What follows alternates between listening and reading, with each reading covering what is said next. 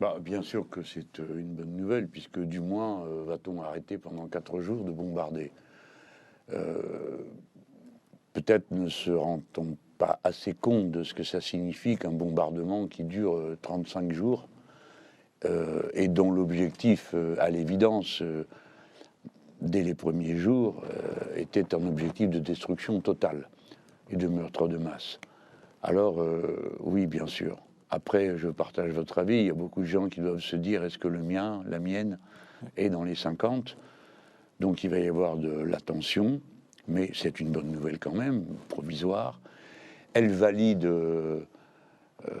toutes les démarches qui ont été faites pour que la discussion reprenne. Personnellement, je suis toujours partisan du fait que on discute. Parce qu'à partir du moment où on commence à discuter, on arrête de tuer.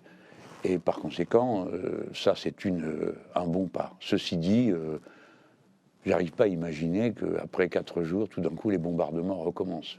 Mais il faut bien dire que, compte tenu des objectifs de guerre qui semblaient apparaître, c'est la probabilité la plus grande. Il est certain que dans une situation de guerre, le conflit examiné par ceux qui y sont soumis, de gré ou de force, est toujours terrible. D'où l'importance, je venais de le dire, que des diplomates, dont c'est un métier, diplomate, parviennent à créer des conditions d'une discussion qui aboutit sur quelque chose. Maintenant, je pense aussi que si on en est là, c'est aussi parce que, sans doute, il y a une opinion mondiale qui s'est exprimée dans des conditions totalement nouvelles et qui n'a pas été systématiquement alignée sur M. Netanyahou. Deuxièmement, M. Netanyahou et sa politique ont exaspéré quelques-uns des alliés les plus traditionnels d'Israël, parce que le ton qu'il a pris pour parler à ses voisins arabes, les menaces qu'il a formulées à l'égard du Liban sont sans précédent.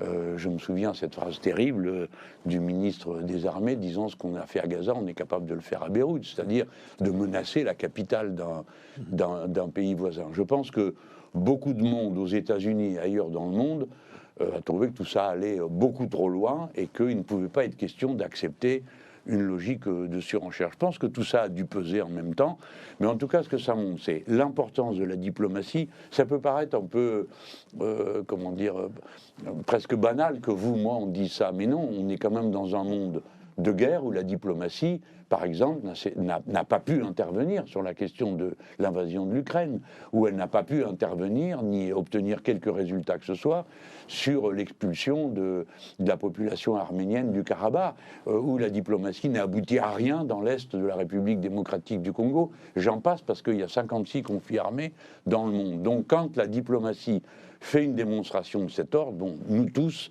qui sommes des gens raisonnables, nous sommes naturellement, nous nous sentons obligés de dire bravo, continuez, c'est du bon boulot.